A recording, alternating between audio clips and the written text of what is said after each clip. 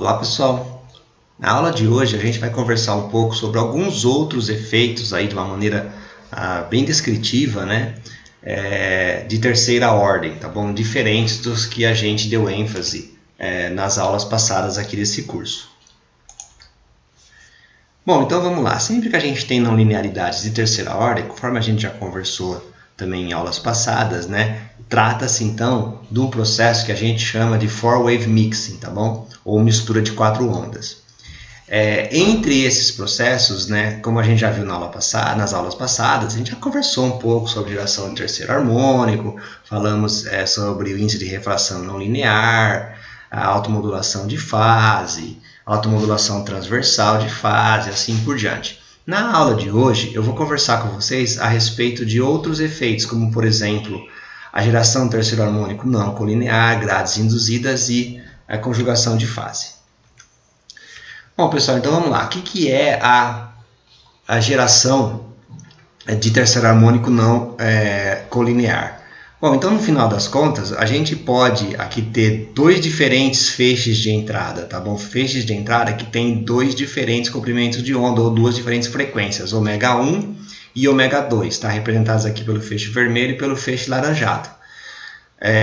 Nesse caso, né, além da gente gerar, obviamente, o terceiro harmônico de cada uma desses feixes, então imagina que as intensidades são bastante altas, então você pode passar aqui, né, esse feixe ômega 1 passa, e é claro que ele pode gerar, né, se tiver em condição de casamento de fase, ou se aqui for uma amostra muito fina, a gente pode gerar o terceiro harmônico, por exemplo, né? Então eu vou ter o 3 ômega 1, da mesma forma que eu vou ter aqui o 3 ômega 2, tá bom? Além desses caras aqui, do 3 ômega 1, né, que sai colinearmente com o ômega 1, e do 3 ômega 2, que sai colinearmente com o 3 ômega 2, com o ômega 2, né, sai 3 ômega 2 colinear com o ômega 2, a gente pode também fazer um processo de soma de frequência entre esses dois feixes, né, via um processo de Q3, tá bom? Então, o que a gente pode ter aqui? A gente pode ter, por exemplo, ó, esse feixe ômega 1 misturando com esse feixe ômega 2, onde eu tenho dois fótons de ômega 1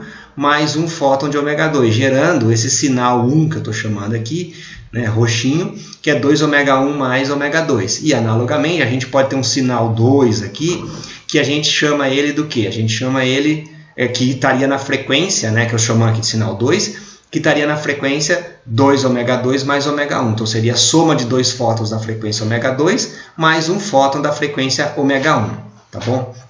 Então, lá, se a gente for escrever aqui os termos aos quais correspondem essas interações não lineares aqui, né? Então, esse feixe aqui, ó, que está em 2 ômega 1 mais ômega 2, né? 2 ômega 1 mais ômega 2, como a gente vê aqui na exponencial, no termo temporal da exponencial, ele vai ser o quê? Então, ele vai ser o E1, né, ao quadrado, certo? Por isso que dá 2 ômega 1 vezes E2, tá bom? E é claro que aqui o termo da fase, aqui, né, ou melhor dizendo, o termo da constante de propagação, né, ele dá 2K1 mais K2, né, o termo da fase espacial, né, dá um termo da 2K1 mais K2. Analogamente, para esse cara de baixo, eu tenho o E2, E1, né? Por isso que é a soma de dois fótons de ômega 2 e um fóton de ômega 1, como aparece aqui no termo temporal. E é claro aqui, então aqui no termo espacial, né, onde a gente tem aqui as constantes de propagação, né, o vetor de onda, né, vai dar 2K2 mais K1. Tudo bem? Então esses aqui seriam os termos não lineares que representam essas interações que a gente está descrevendo aqui em cima, tá bom?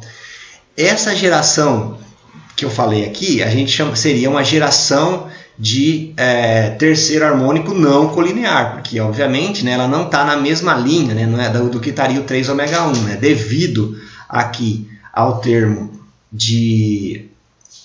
da constante de propagação. É claro que esse cara aqui, ó, ele vai sair deslocado em relação, né, depende da combinação aqui de 2K1 com K2, então ele vai sair numa direçãozinha diferente, análogo para o outro. Então, por isso que nós chamamos isso aqui de uma geração de terceiro harmônico, né, entre aspas, porque seria mais uma soma de frequência, né, não colinear, tá bom? Porque ela não sai colinearmente, como no caso degenerado. Quando a gente só tem uma frequência, ele vai sair na mesma linha. Quando você tem mais do que uma frequência, né, chegando dessa forma aqui, é claro, você vai ter esses caras sendo gerados em outras posições. Analogamente, né, a gente pode ter um processo de third order aqui, um processo de terceira ordem de geração de diferença de frequência, tá bom? Que também a gente chama muitas vezes de self-diffraction, tá bom? Autodifração. A gente vai falar um pouquinho mais sobre isso mais para frente, mas vamos lá. Então vamos imaginar que agora a gente tem novamente duas frequências, tá bom? Diferentes, ω1 e ω2 aqui. E nesse caso, novamente você pode ter colinearmente aqui com os feixes ω1 e ω2, você pode ter a geração do terceiro harmônico, por exemplo, né? Como anteriormente. Só que agora a gente pode ter um termo no sinal 1 aqui, ó, que esse daqui ele vai estar em 2ω1 menos ω2, tá bom? Devido a esse termo de interação não linear, que seria, né, o termo do E ao cubo lá na polarização de terceira ordem, ele vai ser então E1 ao quadrado, então 2ω1, menos ω2, então aqui aparece complexo conjugado. Então é claro que vai dar um termo que oscila, né, com a frequência 2ω1 menos ω2, e que tem aqui o vetor de onda 2K1 menos K2, tá bom? Então esse cara aqui sai com o vetor de onda 2K1 menos K2, o que faz com que ele esteja com o ângulo aqui mais para fora, tá bom? Analogamente, né, a gente tem esse sinal em ω2, que vai ser devido à combinação de dois fótons do feixe ω2, que vai dar então 2ω1 menos K2, e ele vai estar aqui com o vetor de onda 2K2 menos K1, tudo bem?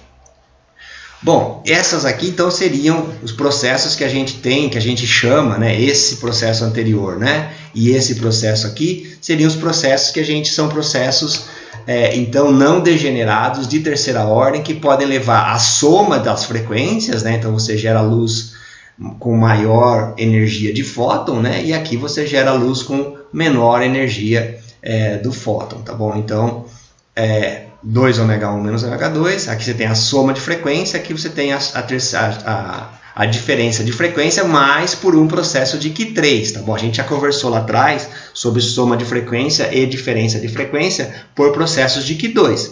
Então é claro que para dispositivos em geral, amplificadores óticos, ou até para geração de soma de frequência quando você quer, por exemplo, produzir uma radiação mais ultravioleta, em geral você usa a soma de frequência associados a processos de Q2, porque são processos mais intensos, né? O processo de segunda ordem é muito mais intenso que o processo de terceira ordem. Então, muitas vezes, né, você pode até querer fazer isso daqui, mas do ponto de vista, vamos dizer assim, de aplicação, em geral, se dá preferência para os processos de Q2, porque eles têm maior magnitude. Mas você pode ter essa soma e diferença aqui. Opa, voltei. Soma e diferença de frequência, de geração de soma e diferença de frequência, com essa combinação aqui de dois fótons de um e um fóton do outro, por processo de Q3, embora seja uma coisa um pouco mais difícil de, dada a não linearidade da terceira ordem ser menor, é uma coisa que acaba sendo menos explorada do ponto de vista de aplicação, mas eventualmente pode ser uma coisa que você tem interesse em fazer para alguma aplicação ou para algum estudo que você vai fazer em ótica não linear. Bom, a gente pode, nesses processos de mistura de quatro ondas, a gente pode explorar a geometria que a gente chama de geometria de excitação e prova, tá bom? Na situação da geometria de excitação e prova, a gente vai ter aqui, ó, um feixe, que seria esse feixe ω2, tá bom? Que está passando aqui, ó, que seria o que a gente chama de feixe de bombeio, né, de pump, de excitação. Nesse caso, no nosso processo de mistura de quatro ondas, esse feixe aqui, ele vai contribuir com os fatores em E e no E complexo conjugado, tá bom? Tudo bem?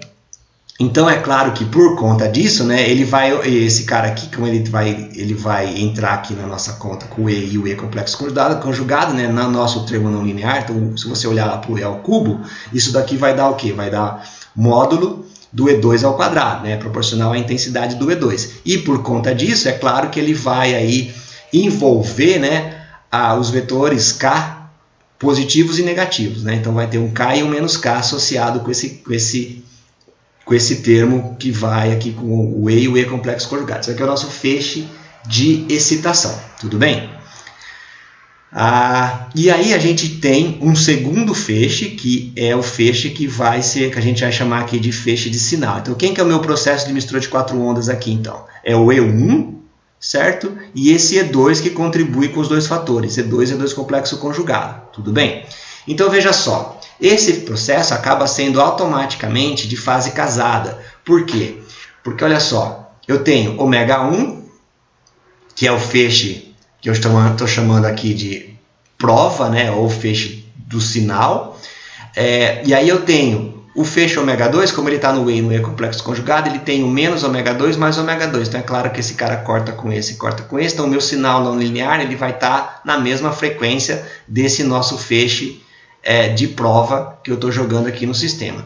E do ponto de vista também do vetor de onda, olha só, eu tenho que o meu K1 do meu sinal aqui, ó, ele vai ser K1 mesmo, né? Como está escrito aqui, da mesma forma que aqui já está escrito que é ômega 1. Só estou explicando rapidinho por quê, né? Então esse K1 aqui, ó, olha só, então é K1, que é esse vetor de onda desse cara aqui, e aí você tem um termo aqui que é o K2 menos K2. Então esse corta com esse, então K1 é igual a K1. Então automaticamente ele já é de fase casada. Esse tipo de geometria, né, a gente geralmente chama no laboratório de geometria de excitação e prova, ou pump and probe, como eu falei anteriormente. Ele tem várias aplicações aí, né, em espectroscopia não linear, estudo de não linearidades, tá bom? Principalmente quando se trata aqui de espectroscopia ultra rápida, tá bom? Como é que você faz nesse caso? Você pode promover um atraso entre esses dois feixes aqui, né?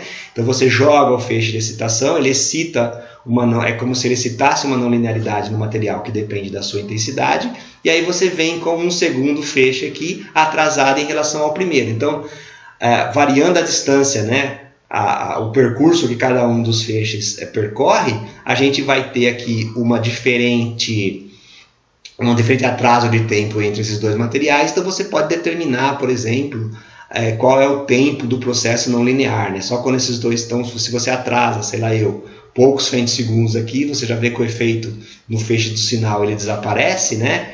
Então, com isso você consegue determinar a ordem de grandeza, pelo menos, dos efeitos não lineares que você a ordem de grandeza temporal, né? Dos efeitos não lineares que a gente está observando, tá bom? Essa é mais ou menos a ideia geral. Então isso aqui é uma descrição bem geral de uma geometria de pump and probe. Uma questão a respeito dessa geometria de pump and probe, né, do jeito que eu estou desenhando aqui, da maneira bem genérica, é que muitas vezes, é claro que aqui ó, eu tenho o feixe ômega 1 que está passando, e tem um feixe ômega 1 que está sendo gerado por essa interação não linear, né? Essa aqui seria a polarização, seria o termo proporcional a E3, que é proporcional à polarização não linear, portanto vai gerar o meu campo do sinal não linear. Isso aqui vai depender, né, nessa constante de proporcionalidade que está embutido o meu Q3. Então eu tenho na mesma direção aqui, ó, eu tenho, né, nessa mesma colinearmente aqui com o meu feixe de excitação, eu tenho também o meu feixe não linear, certo? Então eu tenho o meu sinal não linear e o meu sinal de prova colineares aqui. Então às vezes é difícil nessa geometria puramente da maneira como ela está sendo desenhada aqui, às vezes é difícil a gente separar, né? Porque como é que você vai conseguir separar os dois feixes que eles estão com a mesma frequência, né? Então não parece ser uma coisa muito trivial. Um pequeno parênteses aqui, né, pessoal? Esse mesmo tipo de geometria pode ser utilizada na excitação e prova para medir excitação de estados excitados, né? Então, nesse caso aqui, você vem com o feixe de bombeio que promove uma transição para o estado excitado, e aí você atrasa um feixe em relação ao outro, né? E aí o feixe de prova ele vem e ele vai lá e ele probeia, né? Ele inspeciona a absorção, por exemplo, ou a transmissão dos estados excitados. Então, seria a mesma ideia, só que aí seriam processos de Q1, né? Seriam processos de, como a gente já viu lá atrás, processos onde a gente altera esse feixe 2 aqui, ele altera a população do sistema atômico molecular, e aí o feixe 1 ele prova aquela alteração. Então, ele vê se aumentou, se diminuiu ou se não mudou a população. E aí, você atrasando um feixe igual ao outro, você consegue determinar a dinâmica desses estados excitados, tá bom? Fechando parênteses, mas nesse caso aqui, quando a gente está falando realmente de um processo não linear, é claro que junto com esse feixe de prova, na mesma direção, eu tenho o feixe de prova e o feixe do sinal na mesma frequência do feixe de prova. Então isso daí, em geral, ele pode ser difícil de você separar esses dois, já que eles estão na mesma frequência. Então você tem que fazer alguns truques, tá bom? Para conseguir fazer a separação entre o feixe de prova e o feixe de bombeio. Bom, então uma maneira que tem para sanar essa dificuldade, né, de observar aqui o campo do sinal, quando a gente tem uma configuração do tipo Pump and Probe, é usar o que a gente chama de Polarization Gate, né, ou Care Gate, ou Optical Care Gating, né, porque chama-se isso aqui de Care, né, porque muitas vezes esse cara fica degenerado, né, se você fizer essa mesma configuração, onde tem um pump forte, e se ômega 1 for igual ao ômega 2, aí já vira o efeito Care novamente, né? Mas no caso genérico em que ômega 2, que contribui aqui com os fatores E e E complexo conjugado, está numa frequência diferente de ômega 1, a gente chama então de Polarization Gate. Se fosse todo mundo a mesma frequência aqui, sempre degenerado, você podia chamar isso aqui de Care Gate. Bom, como é que funciona aqui? Então, basicamente, a gente tem então, o campo 2, né, da frequência ômega 2, que contribui lá com os dois fatores, E e E complexo conjugado. Só que o que a gente faz então? A gente faz o seguinte, a gente coloca uma lâmina de onda aqui a 45 graus, tá bom? Nesse caso, de tal forma que a gente vai ter aqui luz, você pode decompor a sua luz aqui como se ela tivesse uma componente vertical e uma outra componente horizontalmente polarizada, tá bom? Então, esse que está sendo representado aqui, ó. Bom, uma nesse plano e uma saindo aqui do plano, tudo bem? Bom, qual é essa configuração? Então agora é como se o meu feixe de bombeio, que está na frequência ômega 2, ele tivesse uma componente vertical, né? A gente pode decompor esse feixe em uma componente vertical e horizontal graças à nossa lâmina de onda, tá bom?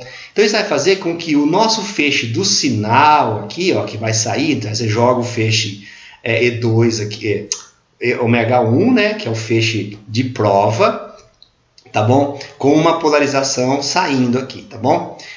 Tudo bem? Então o que a gente vai fazer agora aqui? Isso vai fazer com que, como a gente tem esse feixe com polarização vertical e horizontal, ou seja, como se ele tivesse a polarização a 45 graus aqui, ele vai fazer com que o feixe do sinal também tenha uma componente ortogonal à sua polarização de entrada. Então, se ele está entrando aqui com uma polarização saindo, né, seu feixe está jogando essa polarização aqui, representada por essa bolinha, ao passar pela interação não linear, como o feixe de bombeio tem essa polarização vertical e horizontal, além da polarização de uma contribuição não linear na polarização, nessa mesma polarização, você vai ter uma na polarização aqui que está no plano da amostra, tá bom? Ou seja, então a gente vai fazer com que, devido à interação não linear, o feixe sinal aqui na frequência ômega 1, ele vai ter também uma componente ortogonal, tá? Aí você usa um cubo polarizador, alguma coisa do tipo, ou qualquer sistema de polarização,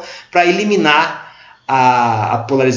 as componentes na mesma polarização do feixe de entrada, passando então apenas então ele rejeita essa polarização, passando apenas a polarização no plano, que obviamente não é o feixe de entrada, tá bom? Portanto, isso daqui vai ser única e exclusivamente a polarização, né, esse termo que vai passar aqui do sinal, na frequência ortogonal, na polarização ortogonal à polarização de entrada, esse cara aqui vai ser única e exclusivamente devido ao efeito não linear, tá bom? Então, dessa forma, a gente consegue aqui separar essa situação. Isso aqui você pode imaginar, por exemplo, como se fosse uma indução de uma birrefringência não linear aqui na tua amostra, né? Então, esse cara aqui, ele gera uma polarização não linear aqui, a 45 graus, e quando esse feixe chega, ele vai sentir essa polarização não linear, então vai alterar as características de polarização da luz, promovendo aqui duas polarizações. É claro que essa polarização ela pode ser bem fraquinha, mas ainda assim com um bom polarizador, você consegue separá-las.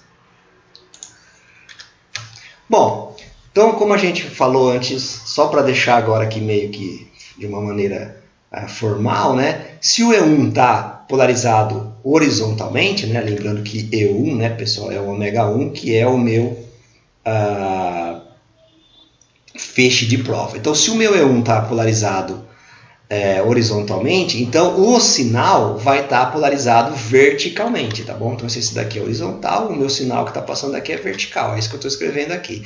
Então, o termo lá da minha polarização não linear de segunda ordem vai ser o seguinte, então ele vai ser proporcional ao E2 na horizontal, E2 complexo conjugado na vertical, né, que é o meu feixe de bombeio, o meu feixe E1 na horizontal, certo? Aí é claro que a gente já sabe como é que é o phase match disso daqui, né, é o mesmo que a gente viu agora há pouco nos slides anteriores, isso daqui vai dar ω1 e aqui vai dar K1, e na direção vertical, tá bom? Então, novamente, né, como das vezes anteriores, é meio óbvio, mas é claro que esse processo aí, ele vai ser automaticamente de fase casada, né?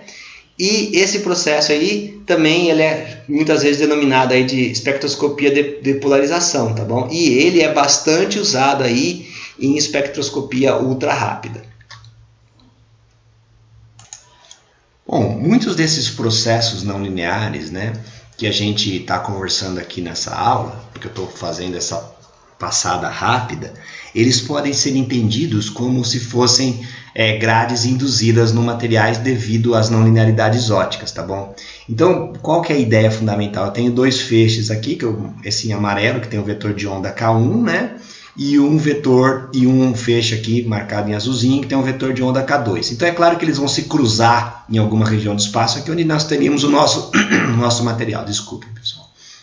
Então, devido a essa sobreposição desses dois feixes aqui nessa região do espaço, então é claro que a gente vai ter uma variação aqui, uma interferência, né, entre esses dois feixes, produzindo um padrão de intensidades aqui nessa sinusoidal aqui, né, sinusoidal aqui na região onde eu coloco a minha amostra, tá bom? E isso vai, de uma certa forma, induzir um padrão. Como eu vou ter um padrão de intensidade, isso vai me produzir, por exemplo, um padrão de absorção ou de refração aqui no meio. Então, você vai ter, então imagina que você tem esses dois feixes, eles se interferem, gera-se um padrão sinusoidal aqui de intensidade, esse padrão em cima do material, e isso aí, de alguma certa forma, vai alterar a refração ou a absorção do material. Então, isso aqui vai se comportar como se fosse uma grade de difração para um terceiro feixe que você jogue aqui nessa amostra, tá bom? Então, nessa configuração aqui, o feixe subindo, né, ele tem um vetor de onda K cosseno de θ na Z mais K seno de θ na I, e o feixe descendo é a mesma coisa com o sinal trocado na direção X. Bom, essa grade induzida aí, né, ela vai se formar devido aí ao termo, né, que tem o termo cruzado lá, né, na nossa interação não linear. Então, ela vai ser, essa grade induzida vai estar relacionada a um termo do tipo E1, E2 complexo conjugado. Então, é o termo cruzado mais referente ali ao seu complexo conjugado, ou seja, né, o E1 representado aqui por ωt, kz cosseno de θ menos kx seno de θ, né, conforme a gente viu lá no slide anterior. Então, o campo 1 e o campo 2 complexo conjugado, né, você conjuga, faz o complexo conjugado dele, então esse termo corta com esse termo corta com esse, sobrando apenas esses dois termos aqui. Isso aqui só para mostrar, né, que a gente pode reagrupar isso daqui, pegando aqui a parte real desse cara, que vai dar um cosseno de 2kx seno de θ. Ou seja, isso daqui corresponde lá a franjas, né, estacionárias que são geradas lá no nosso material devido a esse termo aqui, esse termo não linear aqui em E1, E2 complexo conjugado, tá bom? O termo cruzado aqui. Bom, agora se a gente, como eu mencionei anteriormente, se a gente jogar nesse material um terceiro feixe, tá bom? Numa direção diferente, né, das direções iniciais, isso vai resultar lá num termo não linear, então que vai ter o meu E1, E2 complexo conjugado, que é esse termo que a gente viu aqui, que dá origem então a essa grade, né, de franjas estacionária, né, independente do tempo, e há um terceiro feixe aqui, E3. Então, volta a ser um processo de mistura de quatro ondas, né? E1, E2, E3, que vai gerar um sinal aqui de acordo com a polarização não linear. Então, aqui vai ser o E do sinal. Então, 1, 2, 3, 4, né? Mistura de quatro ondas. E onde a minha polarização não linear, então ela vai ser uma coisa do tipo E1, E2 complexo conjugado vezes E3, tá bom? Então isso daqui é interessante porque você vê que novamente a gente voltou a ter aqui um processo aí bem geral de mistura de quatro ondas, tá bom? Então é como se esses dois campos, E1 e E2 complexos conjugados, gerassem uma rede de difração, na qual o meu campo E3 vai ser conjugado. Essa visão aí de grade induzida, né, difração induzida, é bastante usada em muitos experimentos e às vezes também é usado em setups aí para se determinar tempo de resposta de efeitos não lineares e assim por diante. Bom, vamos lá. Nessas grades de relevo, vamos assumir, por exemplo, a seguinte configuração. Vamos dizer aqui que o meu campo de excitação 1 e o meu campo de excitação 2, eles são o mesmo, tá bom? Então, é um montal de ômega de excitação aqui. Vamos fazer bem genérico, tá bom? Então, agora, eu tenho que os dois campos lá, eles têm a mesma frequência, ômega 1. Então, voltando rapidinho aqui. Esse cara e esse cara agora, eles não estão em frequências diferentes. Eles estão na mesma frequência. Que é uma coisa que mais faz a gente fazer no laboratório. Afinal, a gente tem um laser só, divido em dois e jogo os dois feixes. Geometricamente, faço um ângulo aqui entre eles, que eu vou chamar de θx. E aí, eu jogo lá na minha amostra, tá bom? É claro que eu faço, por exemplo, 50-50, então a amplitude desse campo e desse campo é a mesma, tá bom? Mas é claro que aqui, né, os vetores de onda são diferentes, porque afinal um está descendo e o outro está subindo, tudo bem? E aí eu jogo o meu terceiro feixe aqui, que seria nessa minha representação aqui atrás o meu campo E3, que eu vou chamar aqui de campo de prova, tá bom? Essa setinha saiu, tá certo, essa setinha aqui é para mostrar o ângulo, tá bom? É o que entra com um ângulo diferente aqui, θ de prova, e esse cara aqui, esse sim você pode fazer numa terceira frequência. Se você quiser, você pode fazer também na mesma frequência, tá bom? Então é claro que esses dois então vão gerar uma rede de difração aqui no meu material, devido à interação não linear, que vai produzir aqui, então esse cara vai passar, nessa região a gente vai ter a nossa rede de difração, de tal forma que você vai ter um feixe difratado aqui numa certa direção, tá bom? É claro que como esse feixe é difratado e dada que a minha interação não linear é do tipo E1 e E2 complexo conjugado, só que E1 e E2 agora estão na mesma frequência, é claro que o meu feixe complexo conjugado ele vai estar na frequência do meu campo de prova, né? Então, o ômega do sinal aqui é o ômega de prova, tudo bem? Então isso aí a gente já sabia. Tá? O ômega do sinal é a mesma frequência do ômega de prova. Como é que fica meu termo de polarização não linear? Ele vai dar E de prova, E1 vezes E2, que no caso é tudo igual, então dá o módulo de E1. Então a difração aqui, ó, a polarização não linear, ela vai depender da intensidade desses meus feixes de excitação. Tá aqui na frequência ômega do sinal, tá bom? E o vetor de onda, ele vai ser a soma vetorial aqui, né, dos vetores de onda. Então vai ter o K de excitação 1, K de excitação 2 mais o K de prova, tudo bem? Né, o K de prova. Então você tem que fazer a combinação desses três vetores de onda aqui, né, um subindo, um descendo e o outro também subindo aqui, né? Então os dois que estão... E aí, com isso você vai ter o teu K de prova, tá bom? O teu K do sinal. Tá bom? Isso aqui seria o teu K do sinal, tá bom? K da excitação 1 menos K da excitação 2 mais o K de prova. Muito bem. Bom, pessoal, então nessa situação aí das grades induzidas, né? A condição de phase matching fica da seguinte forma, né? O ômega do sinal é o ômega externo 1 menos o ômega externo 2 mais o ômega do probe, né? Como esses dois caras aqui são iguais, como a gente está falando lá no anterior, isso daqui vai dar ômega probe, então é claro que o K do sinal, né? O módulo do K do sinal vai ser igual ao módulo do K do probe, tá bom? O vetor aqui, K da polarização, então é Kx1 menos Kx2 mais o K da prova, tá bom? Então usando aqui a geometria do nosso sistema, né? A gente pode escrever isso daqui, então, como dessa forma, tá bom? Então, vai ter uma componente x aqui, que depende, então, do vetor de onda K da excitação e daquele seno, né, dos feixes de excitação aqui. E uma outra parte aqui que tem uma outra componente x, é claro, né, que vem do K de prova sendo θ de prova, e uma componente z aqui do K do θ de prova, tá bom? Tudo aqui de acordo com a nossa difração, né? Lembrando, né, pessoal, que como o feixe difratado aqui, ele não vai mudar de frequência, né? Então, é claro que a gente já sabia aqui que o ômega do sinal era igual ao ômega da prova, como a gente faz aqui dessa forma, tá bom? Bom, então, o feixe difratado claramente tem a mesma frequência, né, do campo incidente, do feixe incidente, tá bom? Mas ele sai numa direção diferente aqui, que seria a direção então dada pelo phase matching, né? E que é até legal, porque com isso a gente separa bem esses feixes, né? Eu consigo separar bem os feixes incidentes aqui, né? Criando a rede de difração, né? A grade induzida, né? E o feixe difratado nessa grade induzida, tá bom?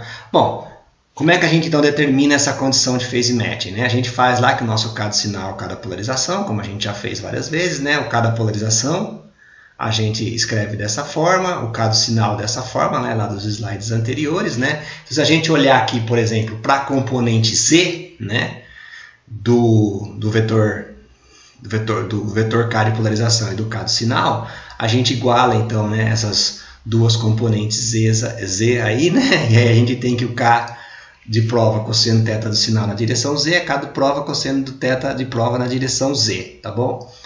Com isso, né, a gente tira então daqui diretamente, né, corta esses dois aqui, e aí que a gente tira diretamente que θ do sinal é igual a mais ou menos o θ de prova, tá bom? Ou seja, né, o ângulo com que esse cara sai é o ângulo que você está incidindo do lado de cá, tá bom? Então o θ do sinal do feixe difratado é igual ao θ do ângulo de prova, tá bom? E o sinal de menos aqui é porque seria a continuação desse feixe, o feixe que passa direto, né? O próprio feixe excitado, que é claro que não é todo feixe que difrata, né? Uma parcela dele passa normalmente e uma parcela difrata, tá bom? Então por isso que aparece o sinal mais ou menos aqui. Isso aqui só olhando para a componente Z. Se a gente olhar para a componente X, né? Então eu pego a componente X desse cara aqui, que tem esse termo e esse termo, igualo para a componente X daquele cara, né? Para fazer o phase matching. E disso a gente tira essa expressão no final das contas, tem que fazer uma algebrinha meio aqui. E a gente vai então tirar que seno de θ de prova é igual a lambda de prova sobre a estação sobre seno de θ, vezes seno de θ, que na verdade nada mais é do que a condição de Bragg, né? Já que o que a gente tem aqui é uma difração normal. Então essa maneira de olhar para essas coisas como uma difração é uma maneira bem interessante, né? E às vezes facilita bastante, assim, principalmente ali na vida cotidiana do laboratório, né? De você entender esses fenômenos dessa forma. É uma abordagem bem interessante para a gente trabalhar com esses processos de mistura de quatro ondas, tá bom? É claro, né, que a gente pode ter aquilo que eu fiz anteriormente, né? A gente fez duas frequências, né? As frequências que induziam a rede, por exemplo, eram as mesmas, né? E a terceira frequência era diferente. É claro que a gente pode ter um processo onde todas as frequências são diferentes. E isso muitas vezes é interessante, dependendo das aplicações que você quer fazer, ou até do efeito que você quer estudar, principalmente em experimentos mais fundamentais lá de ótica não linear. Nessa situação, é claro que a gente vai ter que o feixe difratado aqui ele vai ser uma combinação, por exemplo, né, de ω1 menos ω2 mais ω3, tá bom? E aí ele vai sair aqui numa direção de acordo com o casamento de fase, tá bom? Esses efeitos dessa forma aqui, eles são chamados então de mistura de quatro ondas não degeneradas. Bom, a única situação é que nesse caso aí, que é o caso que eu estava ilustrando anteriormente, ω1 menos ω2 mais ω3, então na polarização não linear vai aparecer o termo de E ao cubo, né? Então o termo de E ao cubo aqui vai ser proporcional, obviamente aqui 3 que está aqui nessa proporcionalidade, então vai ser E1, E2 complexo conjugado, E3, tá bom? Então é claro que a minha frequência aqui vai ser ω1 menos ω2 mais ω3, e o meu vetor aqui, né, que vai me dar, que está ligado aqui, o meu vetor de polarização aqui, né, o meu vetor do termo de polarização não linear, né, o meu vetor de onda do termo de polarização não linear vai ser K1 menos K2 mais K3, tá bom? Então aí a gente tem aqui nessas condições de phase match, né, então a conservação de energia, né, o ω do sinal é ω1 menos ω2 mais ω3, e o K da polarização vai ser K1 menos K2 menos K3, que é exatamente esse termo que aparece aqui no termo de polarização não linear, e daqui a gente tira as condições de phase matching, então, para esse problema. Bom, pessoal, a ideia dessa aula, na verdade, era simplesmente essa, tá? Era só passar por alguns efeitos aí, que ainda são estudados em ótica não linear, já foram até um pouco mais estudados no passado, né? Mas ainda vira e mexe acaba acontecendo algum experimento, onde a gente pode acabar observando esses tipos de efeitos, ou em alguns sistemas onde a gente pode usar esses fenômenos de autodifração, né? dessas grades induzidas, até para fazer experimentos onde a gente determina o tempo, a duração do laser, ou até a duração de determinados efeitos. Então essas coisas são coisas que podem vir a aparecer. A ideia aqui, na verdade, não foi descrevê-los com profundidade, foi só basicamente apresentar esse tipo de efeito para vocês, né? E aí, se vocês um dia precisarem trabalhar com isso, você já tem um ponto de partida para trabalhar com esses efeitos aí de mistura de 4 ondas. Bom, pessoal, por hoje era só, então até a próxima aula.